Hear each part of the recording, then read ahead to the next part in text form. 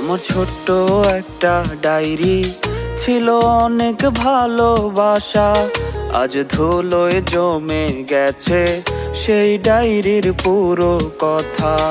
আমার ছোট্ট একটা ডায়েরি ছিল অনেক ভালোবাসা, আজ ধুলোয় জমে গেছে সেই ডায়েরির পুরো কথা।